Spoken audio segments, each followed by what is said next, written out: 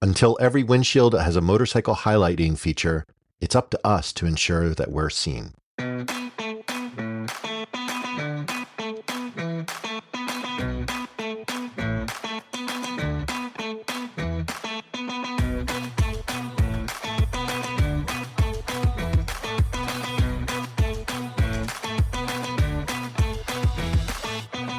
Welcome to the Throttle and Roast podcast. I'm your host, Niels Meersschaert.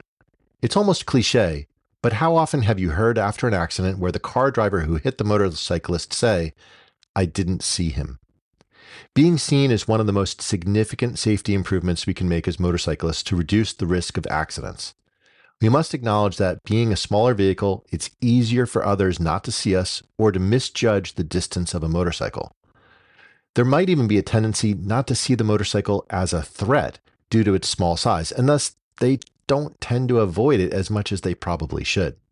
So we're going to explore some ways in which you can improve your visibility, examining adjustments that you can make to your motorcycle, as well as strategies for adjusting your riding habits and selecting the right riding gear to help ensure that you don't become a target. So let's start with your motorcycle. Now, if you are fortunate enough to have a relatively new motorcycle, most motorcycles in the US produced since 1979 have the headlights automatically always on. And this is a great step towards improving the visibility of yourself as a motorcyclist when you're riding. Now, if you happen to have an older motorcycle, or if you are in a country where this is not a requirement, just turning your headlight on actually can go a large way towards improving the visibility and the likelihood that a other vehicle will actually see you as you are approaching. That headlight is going to be very noticeable. Now, a little bit of a caveat to that is certainly here in the United States and throughout much of the world, we now have daytime running lights, which you can think of as effectively the same premise as what we did with the motorcycles of having their headlight always on. But now every vehicle has their headlights always on. So another way that you can kind of stand out is turning on your brights. And if you do this during the day, it can help when everyone else has those daytime running lights and help make you, again, stand out a bit from the crowd. And if you happen to have a bike that has driving lights or secondary lights, think of these as like maybe fog lights, something to improve your visibility by having an extra pair of lights, this can actually start to change the view of your motorcycle. So most bikes will usually have the secondary lights be a little bit lower and then further out to the sides from the main headlight. So it creates this almost triangle view that can help dramatically improve visibility. Another added benefit is that they'll see that, hey, it is leaning because they'll see this movement in there as you're flicking around. So it does help draw the eye a little bit more toward it and does help then in terms of that visibility or more the noticing of it, which is really what we're critically looking for. So another option that you can do is look at getting a module which you can use to flicker your lights. And the idea behind this is that your headlight, if it's steady, always on, doesn't necessarily grab a lot of attention. And if you look at bicycles, most bicycles today, they also have typically a headlight and a taillight, but they're often put into a flashing sequence. And while a steady flashing sequence can still be noticeable, oftentimes having an irregular flashing sequence actually gets more attention because it is something that doesn't just become a pattern that you're looking at in the background.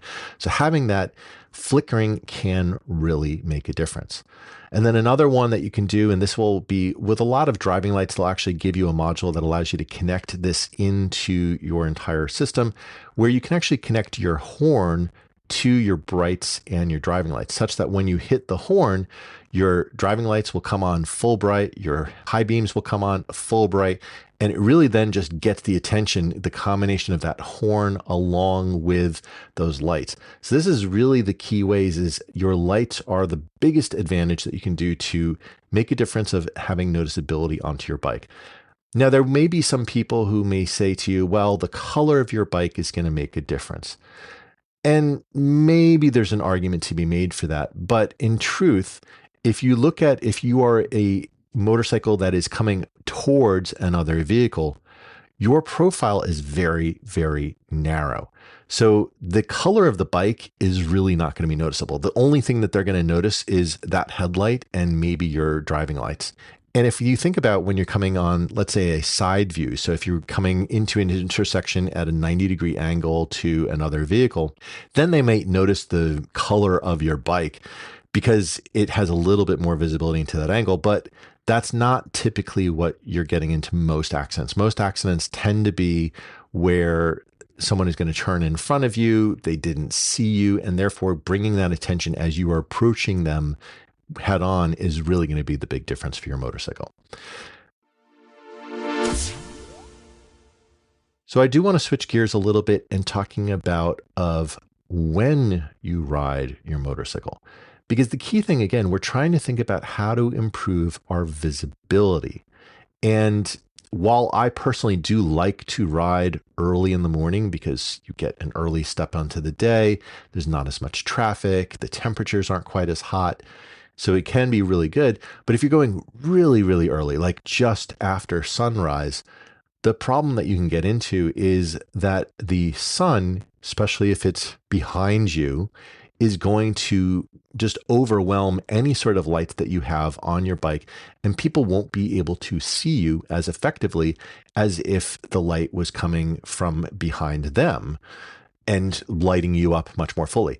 This also works in reverse though. So if the car is being blocked because you're riding into the sun, you're not going to see them either. So early parts of the day, and the same thing goes for as you get closer to sunset, the later parts of the day, that position of the sun will almost act as a camouflage for the motorcycle. So be very, very cautious when you're riding at those times of day because it does minimize your chance of being seen by an opposing vehicle, especially when you happen to be in the other direction where the sun is behind you. Just be mindful of when you ride. Now, in addition to when you ride as one of your first riding habits, the other one that you can do is where you ride. And there's a few different elements to this that I want to kind of highlight. Number one is, let's start with lane positioning. Now, in the US, you want to be in the left third of the lane so that you're visible to oncoming traffic and the rear view mirror of the vehicle in front of you. And think of this as your home base, but you can move around from that in the lane. Now, if you're riding in the UK or in another place where they will ride on the other side of the road, obviously you want to switch your position to the opposite. And instead of being on the left side of the lane, you would be on the right-hand side of the lane to help aid that visibility for opposing traffic. Now, there's an alternate position, and you could think of this as basically the inverse of that home position. Imagine that you're riding on a 2-lane highway, and you see a large truck coming from the other direction. And it's a passing zone, so there's a chance that a car might pull out to try to get around that truck. And this would be a good time to move over to that right side of the lane instead of the left side of the lane. And this is saying that you're riding in the US where we're riding on the right-hand side of the road. And the reason for that is that now, by you getting to the outside part of the lane, you're improving your visibility for that driver seeing around the truck. And therefore, they're going to have more likelihood to see that you're there, not then start to try to pass. If you're in the UK, of course, reverse this, and you're going to then, when you have that truck coming in the opposite direction, and that could be a car behind it looking to pass, move over to the left-hand side of the lane to make yourself more visible. Now, there is one area when you're getting into a traffic situation that is a pretty common one when most people will run into accidents. And I alluded to this a little bit in some of the earlier sections, and this has to do with intersections. And in particular, here in the US, we'll probably talk about a left turning vehicle. And if you're in the UK, you might talk about a right turning vehicle. And this is where that vehicle was waiting to turn across your lane of traffic to make a left-hand turn. And if they don't notice you, they may turn directly in front of you, and then you're going to smack right into them. Very, very common accident. I actually witnessed one with my family last summer. Unfortunately, the rider was killed in the accident. So it is a very, very horrible type of a incident because it is effectively a head-on collision that's going on. So one thing that you can do when you are waiting or see that other vehicle is waiting to make that turn is look for the wheels moving from straight ahead so that they start to almost roll towards one side or the other. Usually if they're making a left-hand turn, that you'll see the wheel start to turn a little left. You may start to see a little bit of forward movement, and that's a hint that that person's going to go. Now, anytime you're approaching an intersection, one of the best things that you can do is cover your brake and your clutch. And what I mean by this is rest your fingers directly on so that if you need to immediately hit the brakes or the clutch, you can do so. You don't have to then move your fingers out to reach it. You're already in there. The other thing you may want to do is roll off that throttle just a little bit. Just slow down. Give yourself a little bit more buffer zone so that if you did need to come to an emergency stop, you're not stopping from a higher rate of speed. And again, this is when you see that other vehicle getting ready to make that turn. That is the likely situation. So anytime that you're approaching an intersection where there is traffic can turn in front of you, just do yourself a favor. Slow down, cover that brake and the clutch, and try to make eye contact with that other driver. When you make that eye contact, they may then notice that, oh, you are there. And be a little careful with this, because don't assume that just because they're looking in your general direction that they actually see you. They may be looking past you.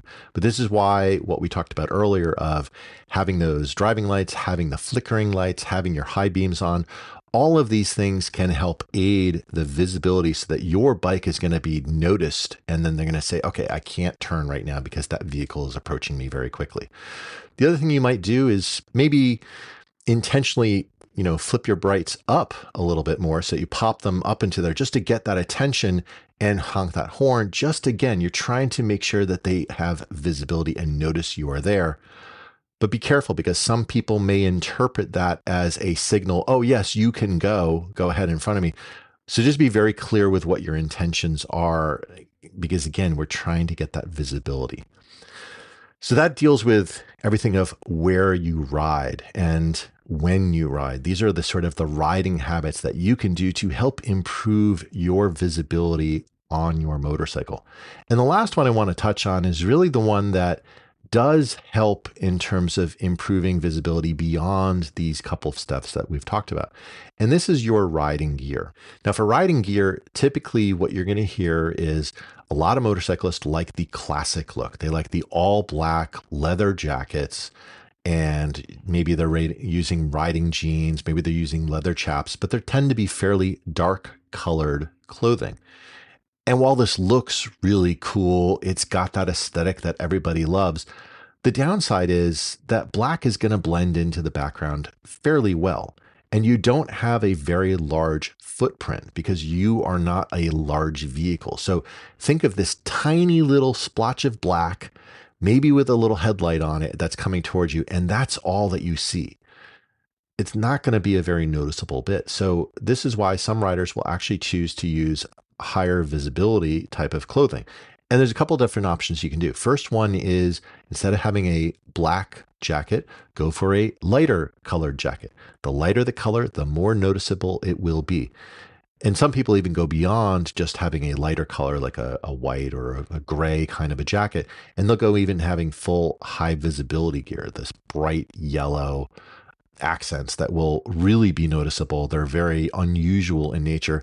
If you look at most emergency services vehicles, they will have this high vis. And again, it's that as they're trying to get to an emergency, because we are on that smaller footprint vehicle in a motorcycle, high vis is going to be probably your largest single benefit that you get in terms of bringing in that notice. Now, the other thing that you can do is think of it not just in terms of your clothing, like your jacket, for example, or your pants, but think also of your helmet. Now, your helmet is the highest point on the bike typically. And if you have that black helmet that everybody loves to ride with, it's cool. It looks great. But the thing is, no one sees it. And this is why if you really want to accentuate your visibility, a lighter color is going to be better. Now, while some people will get like a silver or a gray because it matches the color of their bike, I've even done that earlier in my riding career. The downside is silver kind of looks the same tone as the pavement. And so it blends in. It's like camouflage for riding on a road. And that's the antithesis of what we're trying to do here. We are trying to make ourselves stand out from the colors that are behind us. So think of you want anti-camouflage. How do I look as dissimilar from the background as possible? And that's where having a lighter colored jacket is going to make a real difference. Personally, my current helmet that I'm using most of the time is a Schuberth C5 in a high-vis yellow. Very, very noticeable. You've heard me talk about why I like modular helmets in the past. So it's a wonderful helmet in so many different ways, but the high vis really does help in terms of that visibility. So even if you wanted to maybe maintain that dark black leather jacket, I would say at the very least, make sure your helmet, because that is the highest point, and it's also the one where you can move your head to actually even create some movements that gets more noticed. Have that light colored or high vis colored helmet is really going to make a difference for you. The other one is if you're riding at night, you might want to look at making sure that you have proper reflective pieces on your riding gear. So a lot of riding gear will have Scotch-Lite, these reflective strips that are put onto the riding gear. Sometimes you'll put it on as a vest that you put on top of your riding gear. And this is another great option. So if you have that black leather riding jacket and you don't want to invest in a whole other jacket right now, well, maybe even just looking at getting a high vis vest with that Scotch-Lite reflective surface on there, that's going to help you be much more noticed, and it's going to help you especially at night, where the headlights of the other vehicles will now reflect off of that, and it becomes really, really a shimmering view and much more noticeable for that vehicle. Again, you are a small footprint. You have that one singular headlight. You're mostly not going to be noticed. So getting as much of this light colored riding gear, light colored helmets, the reflective riding gear, this is going to be the thing that is going to make the biggest single difference in improving your visibility. So we covered a few things in this episode. We talked about ways that you can, on your motorcycle, make some adjustments to improve your visibility. And this typically revolves around the headlights, maybe adding in some flickering functions into your headlights, adding in those driving lights or secondary lights. It really does help create that light triangle to help improve your riding visibility. The next thing we talked about was your riding habits. So think about what time of day, where is the sun position behind you? Is that going to make it harder for a other vehicle to notice you? And thinking about your lane positioning as you're coming up into different situations. So if you're just riding along a normal 2-lane highway, if there's a truck that's coming the other way that may be blocking your view, maybe you're going to position yourself to the outside of the lane to be more visible. Same thing for intersections. Watch for that turning vehicle. And then finally, we talked about riding gear. We talked about how lighter colored riding gear is going to become much more noticeable. You are aiming to make as dissimilar a view as possible from your background. And this is where you're going to help with improving your visibility. It may not be the most stylish thing, and people will complain about that, but if you want to arrive alive, you kind of have to make sure that you're being seen. So my question for you is, what is your go-to strategy for how to improve your visibility while you're on your motorcycle?